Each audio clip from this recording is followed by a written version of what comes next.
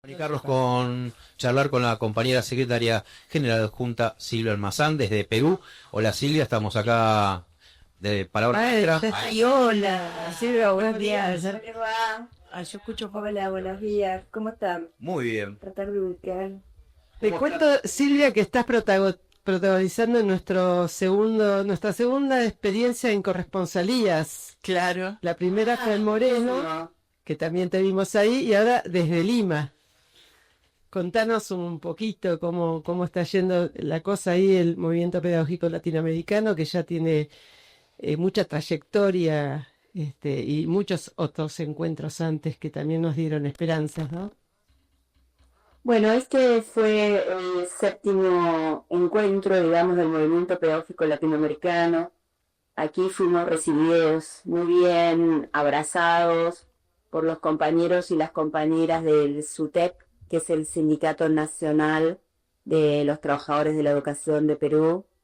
Estamos invitadas por ellos, estamos en las instalaciones de lo que es su Instituto de Obra Social que conducen, así como nosotros los hubiéramos invitado al hotel de La Plata o de Mar del Plata.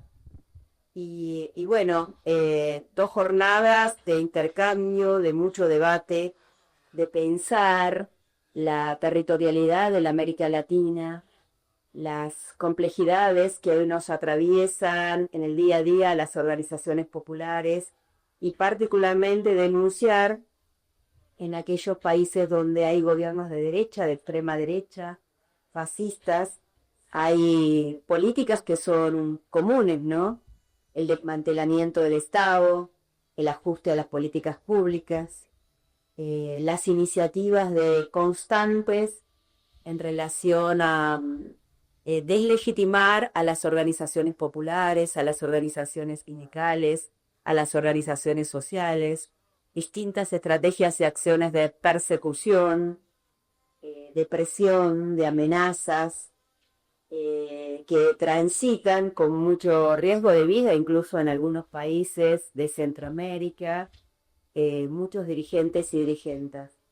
Y por otro lado, las políticas que también estos gobiernos desarrollan vinculadas a la educación pública, esa campaña que venimos diciendo nosotros, que tiene como 3 ejes, que están vinculados al desmantelamiento del Estado, pero tienen la particularidad de generar una campaña de desprestigio de la educación pública. En todos lados los titulares de los diarios hegemónicos son continuos, hablando de lo que no, desde su perspectiva, instalando lo que aparentemente desde su lectura no pasa en las escuelas, que no se enseña y no se aprende.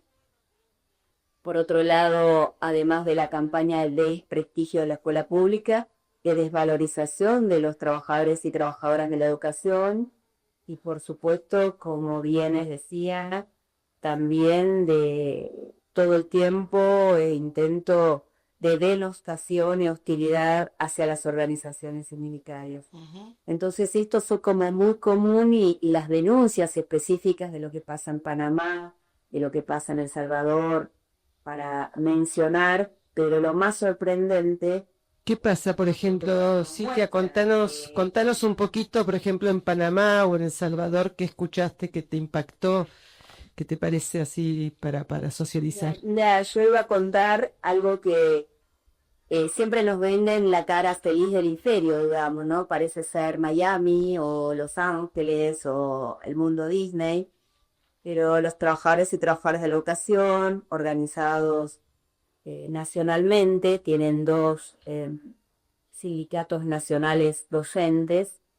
Lo que plantearon en Estados Unidos es precisamente todas las políticas que hoy hay de ataque sistemático, por empezar a los derechos, como nosotros siempre decimos, a quienes están en una condición incluso de mayor vulneración, ¿no? Este ataque que se hace a los migrantes, lo que tienen que hacer los trabajadores y trabajadoras de la educación, que es defender a niños y niñas que son buscados en sus escuelas y son arrancados o intentan arrancarlos de las manos y abrazos de las maestras y los maestros que los defienden, que los protegen, y llevados directamente, sin la mediación de su familia, al exterior. Lo mismo está como una casa, digamos, casa con Z, de cada migrante, de cada persona migrante, sea niño, adolescente o adulto.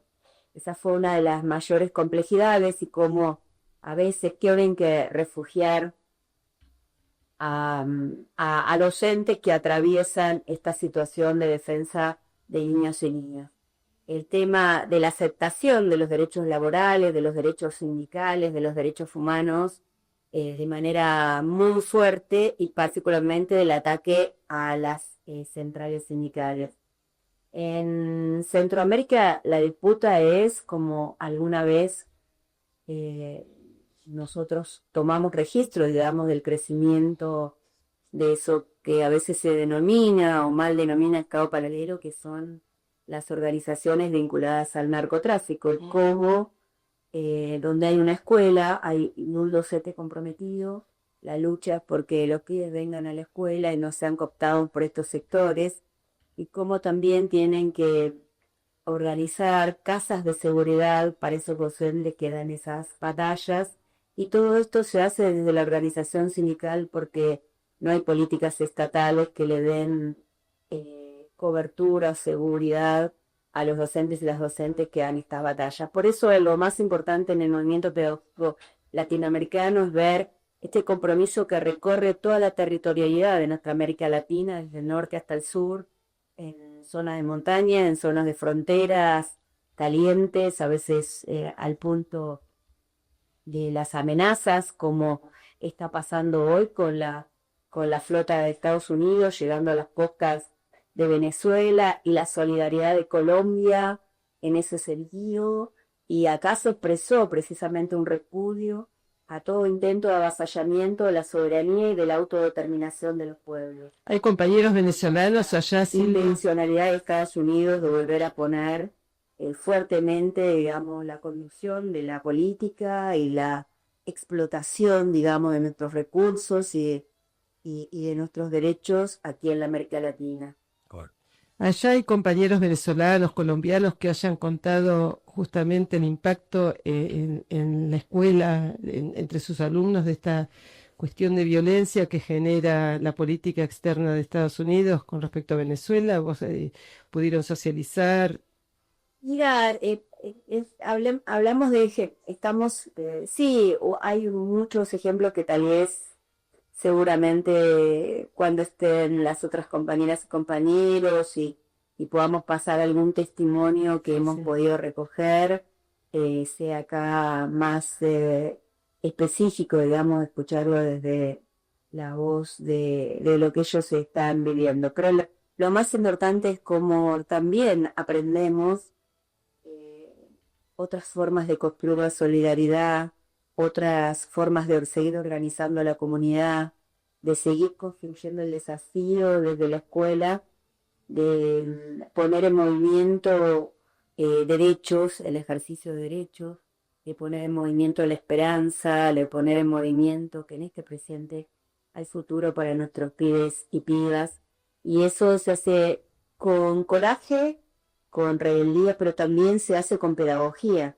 porque de lo que debatimos en las comisiones fue de pedagogía, de la pedagogía emancipadora, de la pedagogía de la educación pública, de la educación popular, democrática, de la pedagogía que tiene que tener perspectiva de géneros, que tiene que seguir destacando la formación en derechos humanos, que tiene que también tener conciencia ambiental, como decimos nosotros. Hay un proceso y un fuerte avance, digamos, de las corporaciones, intentando modificar o seguir con esta política extractivista que se queda con nuestros bienes comunes naturales y va empobreciendo cada vez más a nuestras comunidades. Lo que se dijo es que en América Latina es el continente de mayor desigualdad, pero no es el de mayor pobreza. Lo que tenemos que discutir acá es que en México concentra la pobreza,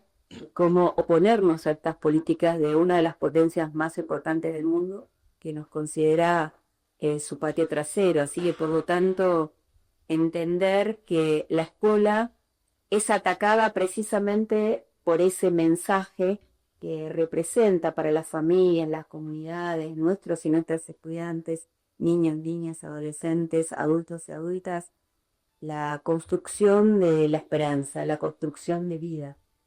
Eso es algo de lo que intentan expropiarnos cotidianamente, tanto las corporaciones como esta política imperial de Estados Unidos, ¿no? Y todos nos quedamos mirándonos porque todos tenemos preguntas, todos tenemos ganas de saber un poquito más de qué trata el Congreso, porque pensemos que capaz que nosotros como militantes tenemos alguna idea aproximada, pero quizás nuestras compañeras, nuestros compañeros no lo tienen. Entonces es importante saber quizás detalles, cuántas comisiones hay, cuántas delegaciones hay de Latinoamérica, ese tipo de cosas que le da un marco también para las compañeras y para nosotros mismos también. Sí, hay comisiones, funcionamos en varias comisiones, algunas abordaron el financiamiento educativo, la campaña por la pública de la Internacional de la Educación. Allí, yo estuve en esa comisión y hubo una experiencia muy interesante de Costa Rica, de difusión, digamos, de la campaña de la pública, de instalación y de trabajo y articulación con las organizaciones sociales, con las organizaciones de la comunidad. Otra experiencia muy interesante. Silvia, ¿cómo sintetizarías para docentes que de pronto no están muy en tema? Nosotros ya lo vimos en la Internacional de Educación cuando vino acá a Argentina, la campaña por la pública, en 2 palabras, por la pública. Esta es la defensa de la educación pública, no solo desde la denuncia, sino también desde la construcción de propuestas.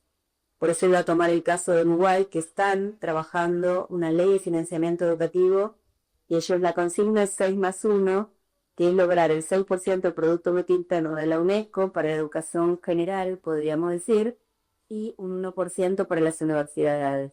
Y han hecho manifestaciones culturales, han hecho distintas actividades, participación en las luchas populares de manera cotidiana, en los trabajos que se hacen en las organizaciones barriales y territoriales. Tomo desde ese lugar estas 2 experiencias de Costa Rica y de Uruguay. Después, otra de las comisiones debatió precisamente cuáles son las estrategias del movimiento pedagógico latinoamericano para poder hacer visible toda la pedagogía que se construye cotidianamente desde las escuelas, cómo generar una sistematización de todos esos proyectos educativos, de investigación, de formación que se vienen desarrollando a lo largo del continente. Una tercera comisión tomó el debate sobre la evaluación, que tanto instala, digamos, en este proceso de mercantilización de la educación, las grandes corporaciones, versus la evaluación formativa que nosotros venimos obteniendo, o sea, una mirada crítica sobre las evaluaciones estandarizadas. Y una cuarta, que trabajamos ayer, es sobre el trabajo docente y las condiciones laborales. Creemos, y ahí, bueno, desde las denuncias de qué cuestiones se vienen vulnerando, las cesantías que se vienen produciendo en aquellos países con gobiernos de derecha, cuando los docentes no se disciplinan en los marcos de políticas que se plantean, como en el caso de El Salvador o incluso de Guatemala, las cesantías Panamá denunciaba que a partir de medidas de fuerza no solo se producen los descuentos, sino también las cesantías que los docentes se adhieren a la integralidad de las medidas de fuerza que desarrollan las distintas organizaciones. Pero también cuestiones propositivas de logros, de acuerdos paritarios, de negociaciones nacionales sobre convenios que van modificando las condiciones de trabajo. Es decir, que por eso digo, no está distante el movimiento pedagógico latinoamericano de hablar de la cotidianidad de lo que pasa en el aula, de lo que pasa en la escuela, pero también de lo que pasa a nivel nacional en cada uno de nuestros países, ¿no? Fue un debate político, un debate de la política en general, de la política educativa, pero también de la política laboral, de los derechos que tenemos que seguir conquistando o defendiendo según cada uno de los contextos, los trabajadores y trabajadoras de la educación. Lo más importante en la Comisión de Educación era volver a ratificar que el salario, las condiciones laborales son variables pedagógicas y que si son fundamentales para pensar educación o construir educación pública de calidad, pero también son garantías, sus mejoras, sus modificaciones para el derecho social a la educación. Silvia, te hago una consulta, ¿no? Esta cuestión de que la escuela es el lugar donde sí se sigue construyendo comunidad en este mundo, o lugar, momento tan cruel y tan neoliberal, ¿no? Y que a través de las políticas neoliberales también es un avance del colonialismo estadounidense. Digamos, ¿cómo se organiza políticamente, digamos, el territorio para enfrentar este embate político desde la escuela? No sé si se entendió mi pregunta. Es decir, ¿cómo? Sí, a veces sí se entendió perfectamente. Por eso la fortaleza de las organizaciones sindicales y los ataques que se reciben. Porque la disputa real es una disputa ideológica que está en el marco de la batalla cultural, que también están dando una potencia como Estados Unidos o su política imperial, como nosotros bien la caracterizamos. Y además es en el marco capitalismo voraz, que requiere precisamente de mano de obra barata y de una sociedad disciplinada a un único destino y una única posibilidad, condenada a la pobreza o a la explotación. Así que por lo tanto la escuela cuando habla de derechos es contracultural. Yo recordaba que a Cecilia Martínez la recordé en el plenario, en uno de los plenarios en los que Julia hablaron, todos nuestros compañeros hablaron en el plenario, por supuesto en las comisiones, pero en los plenarios también, la representación del secretario. Y la recordaba cuando ella se refería a la militancia, pero yo lo trasladé que la militancia somos educadores y educadoras, ¿no? Esto que nadamos contracorriente como los salmones, y hoy la escuela pública, los docentes, las docentes, nadamos contra una corriente cultural, económica, social, contra un modelo y tratamos de construir correlación de fuerzas contra hegemonía. Y esa cotidianidad de enfrentar los discursos de odio, los discursos de xenofobia, enfrentar la crueldad. Aquí se denunció también el genocidio de Gaza. Creemos que eso fue una expresión de solidaridad en el marco de las campañas de la IAL y de la Internacional de Educación. Pero decir nosotros darnos batalla a todas esas políticas desde generar iniciativas de solidaridad, desde seleccionar aquellos conocimientos que son fundamentales para que nuestros y nuestras estudiantes puedan leer de manera crítica la realidad, pero también puedan pensar distintas formas de diseñar el mundo, de transformar el mundo, como diría Paulo Freire. Pueden parecer concepciones obvias las que estoy planteando, pero a veces en los contextos tan difíciles de persecución, de hostilización, que representan la vida, son acciones de coraje y son acciones de rebeldía.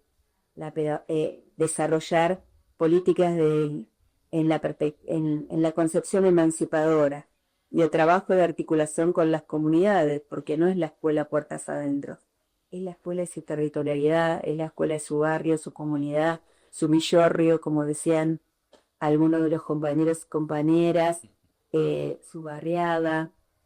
Creo que eso es muy importante entender, o por lo menos la comprensión que expresaron los educadores y las educadoras que estaban participando del movimiento pedagógico latinoamericano, de este 7º encuentro, entender que el destino de la educación pública, que las mejores condiciones de trabajo, de salario de los trabajadores y trabajadoras, está fuertemente vinculada al destino de nuestro pueblo, al destino de nuestra nación, a un proyecto político democrático, un proyecto político que conduzca a un Estado que distribuya democráticamente la riqueza, que garantice con políticas y con inversión la concreción de los derechos, que vamos construyendo estas iniciativas para que se concrete. Lo importante es que estamos pensando una jornada así latinoamericana en el marco de esta campaña por la educación pública, ¿no? Que tendrá sus distintas formas, digamos, de expresión y de desarrollo en cada país, de acuerdo a esos contextos más difíciles o más favorables, de acuerdo a los gobiernos, ¿no? Porque son más difíciles y con muchos más obstáculos e incluso, repito, riesgo de vida, donde hay gobiernos de derecha, fascistas, y se mencionaba, ¿no? Como esta tríada que es Trump, Bukele y Milei. Y nosotros lamentamos ingresar en esa tríada que ejerce estos discursos y políticas de crueldad, de odio, de estigmatización hacia su pueblo, de políticas de criminalización de la protesta social, de criminalización a la organización, de criminalización a quienes piensan distinto, cuando la escuela abre a una pluralidad de conocimientos y de pensamientos, a la multiculturalidad, de políticas que persiguen nosotros nos consideramos la patria grande, sin embargo hay intentos de fragmentación, de seguir fragmentando la patria grande y producir esta misma fragmentación del interior de las naciones y esa persecución xenofóbica, la discriminación, ¿no? Hacia los géneros, hacia las mujeres y las diversidades. Bueno, todo eso creemos nosotros que se estableció claramente en las caracterizaciones, las diferencias entre gobiernos neoliberales, de derecha, extrema derecha, fascistas, y gobiernos democráticos y populares en todas sus variantes y con todos los pendientes que aún en el continente hay que dar para lograr y modificar y avanzar en política de igualdad. Pero sabemos que cuando hay gobiernos de estas características, tenemos la perspectiva de avance y de logros. Pero en los gobiernos de derecha estamos todos en acciones de resistencia, de defender aquello que conquistamos. Y la resistencia en algunos lugares de América Latina, se está produciendo con diferentes formas organizativas, pero siempre con la esperanza de poder transformar la realidad de los pueblos. Hablaste de esperanza, Silvia. Recuerdo a la compañera de Paulo Freire cuando vino a Soteva y nos dijo que había que ejercitar el verbo esperanzar. Me imagino que ahí en ese ámbito tan importante, rodeado de diferentes, inclusive expresiones culturales de nuestra Latinoamérica querida, ese verbo se está ejerciendo, ¿no? Y cómo contaron un poquito, hay 2 horas de diferencia entre nosotros y donde estás vos. 2 horas de ¿La diferencia. diferencia para qué hora sería? 2 horas menos. 2 horas. 2 horas menos, así que se levantó muy tempranito Silvia para estar ahí como corresponsal nuestra.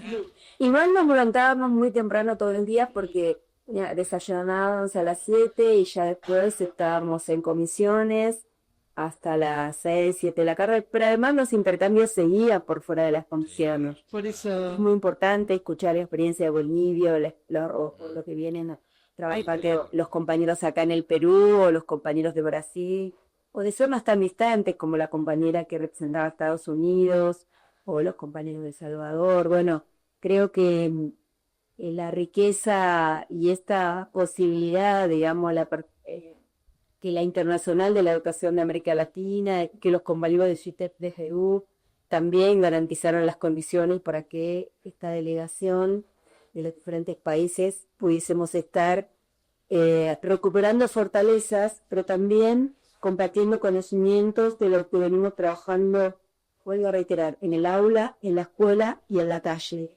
Creo que son los 3 lugares desde los cuales construimos nuestro patrimonio de lucha. Así es.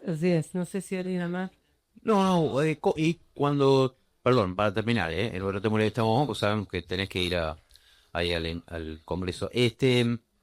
Cuando terminan, nos llevamos, nosotros como SUTEBA nos llevamos tarea para el hogar, ¿no? Siempre. La CETERA. CETERA. Sí, tenemos a CETERA. CETERA sí trae la tarea para el hogar de cómo vamos a desarrollar cómo vamos a seguir desarrollando la campaña por la educación pública.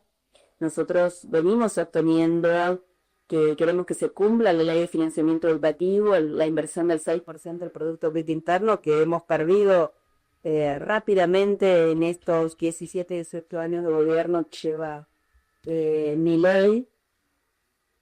¿Dije años o meses? Igual se entiende. Pero parecen años, sí. Parecen años. 15 años, disculpa. Sí, sí.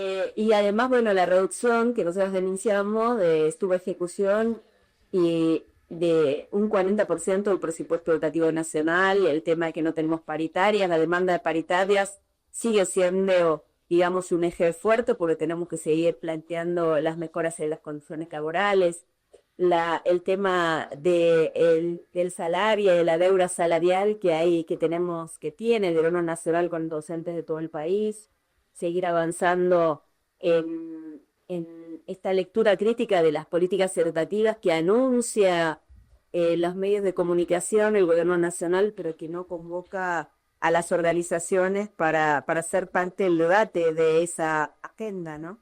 Sí, tal cual. Y también también decíamos diferencias, porque algunos hablaban de su territorio más pequeño, y bueno, los compañeros de Córdoba hablaban de Córdoba, los compañeros de Entre Ríos, los compañeros de sobre migraciones, etcétera.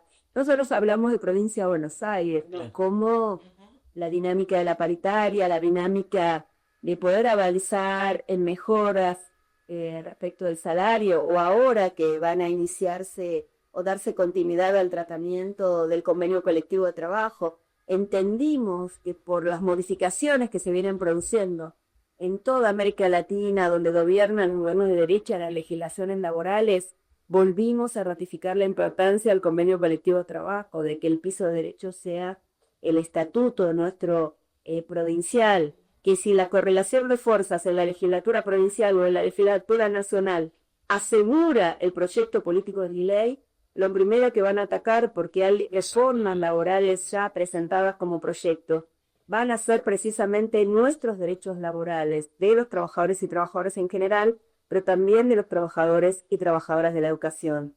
Por eso entendemos la importancia de las elecciones del 6 de septiembre y la importancia de las elecciones de octubre. Tenemos que modificar y consolidar una representación diferente en la legislatura nacional y en la legislatura provincial. Aquellos que voten a favor de resolver las necesidades de nuestro pueblo. Viendo el panorama de América Latina, hoy cobra para nosotros, ya era muy importante, ahora cobra mucha más importancia entender estas diferencias respecto de quienes nos representan cuando conducen las políticas estatales o cuando tienen que decidir las políticas de financiamiento, sea desde la gestión de un gobierno provincial o nacional o de los ámbitos de legislatura nacional, provincial o incluso municipales, ¿no? Muy bien. Entonces, Silvia, eso también volvemos con esa tarea fuerte de poder compartir que no queremos ser El Salvador, que no queremos ser vivir o transitar unas realidades tan duras que tienen que ver, reitero, con gobiernos que tienen una concepción contraria a los intereses de nuestro pueblo y que se subordinan disciplinadamente a las políticas de Estados Unidos, como es el caso del gobierno nacional.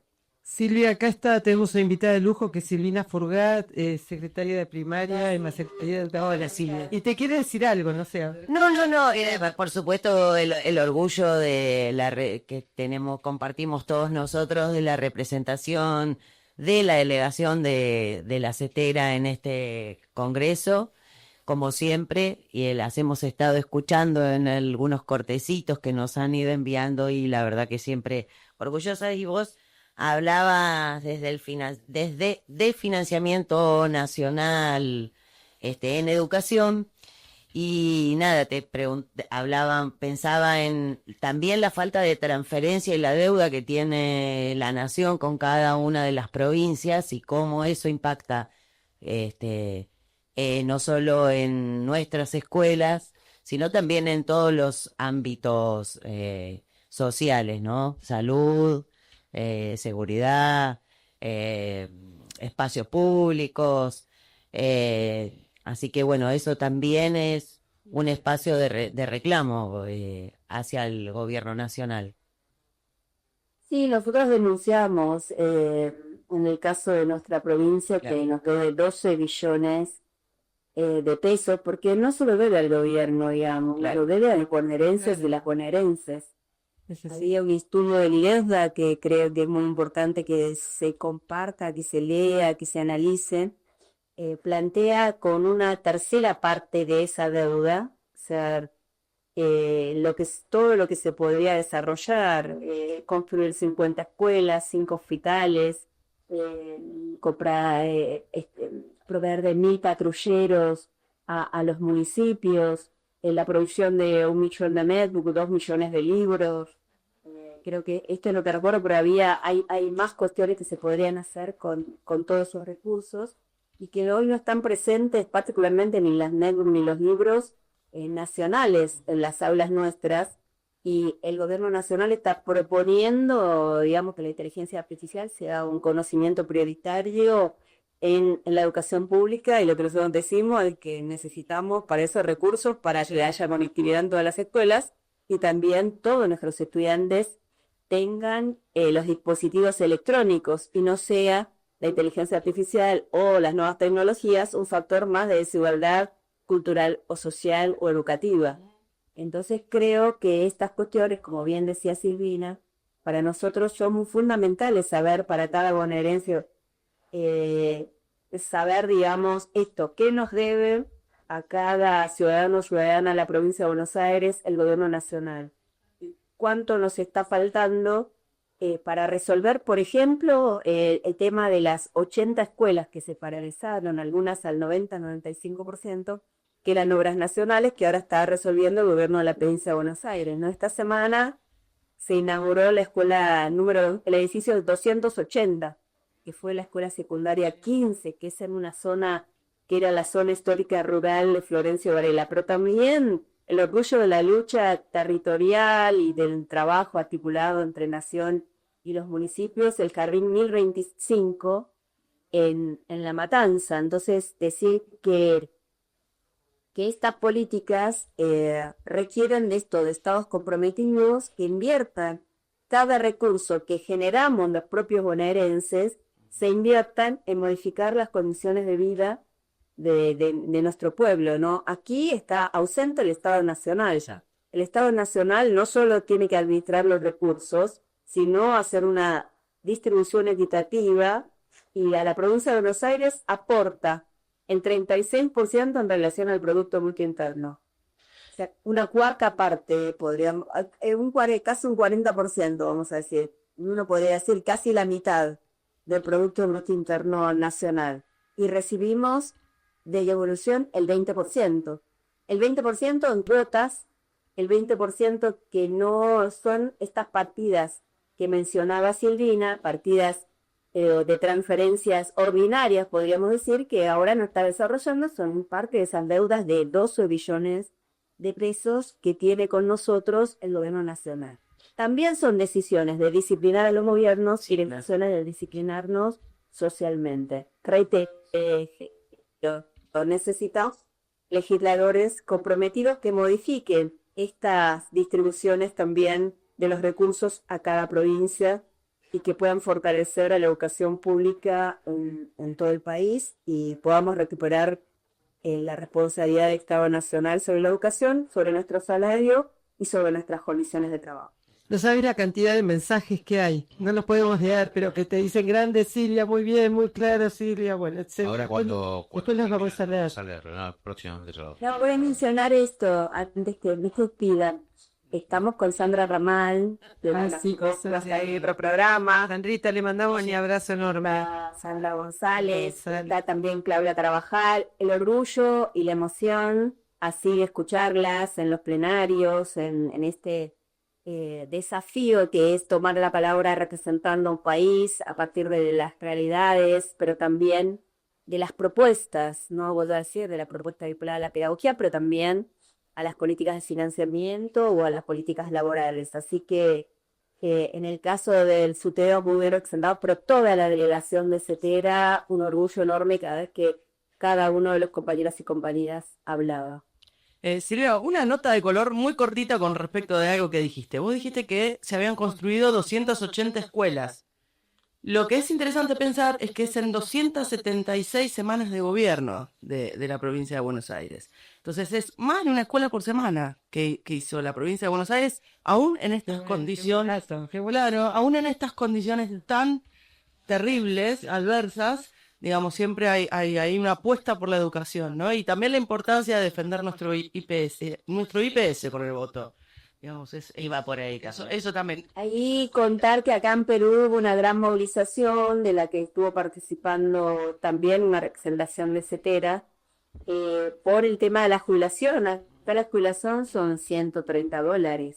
Así que esto lo plasmaron años del gobierno, digamos, también de derecha a centro derecha, y entonces una movilización de 80.000 trabajadores y trabajadoras de la educación, defendiendo el sistema previsional y demandando mejoras en las condiciones salariales. Así que las experiencias del continente son muy importantes y son todas, en el marco de la IEAL, son todas acciones de lucha por conquistar derechos, de lucha por transformar cuestiones que no son adversas. Creo que el tema de la modificación en el sistema previsional, también hay ejemplos en el continente, por eso está correcto lo que estás planteando, porque nosotros tenemos que hacer el IPS, es decir, que el gobierno nacional no le transfiere los fondos de la ANSES al IPS, está desfinanciando las capas provinciales para que entremos en ese proceso de armonización, que es lo que lleva a las consecuencias de que tantos trabajadores y trabajadoras de la educación y trabajadores y trabajadoras en general estén los miércoles allí luchando por modificar su salario, ¿no? Y intentar evitar un nuevo proceso de privatización de las jubilaciones y la respuesta de los gobiernos de la represión. Esa respuesta de represión se da en todo el continente también. Claro, no olvidemos que nuestro IPS es una ley, digamos, está basado en una ley. Y lo que se está poniendo en juego ahora es exactamente eso, es quienes votan nuestras leyes. Claro. Tuvimos un ejemplo no hace mucho tiempo con la Caja de Santa Fe. De Santa Fe, totalmente, sí. Así que... Sí, que no son los únicos que se jubilan. Creo que por ANSES ahora es medio confuso ahí lo de... Y la Caja de Santa Fe modificaron la edad. Exacto. Unas cuestiones para igualar. Si hablan de igualdad, dice igualdad entre hombres y mujeres, entonces elevaron la edad de las mujeres. Modificaron los aportes que tenemos que hacer los trabajadores. Es más, los trabajadores y trabajadoras jubilados tienen que seguir aportando a la caja. Entre otras cuestiones, ¿no?